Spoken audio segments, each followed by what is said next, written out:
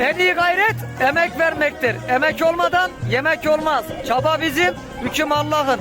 Emektir baba, gözü olanın gözü çıksın. Sevdan akar gözlerinden, hiç halını anlamışsan.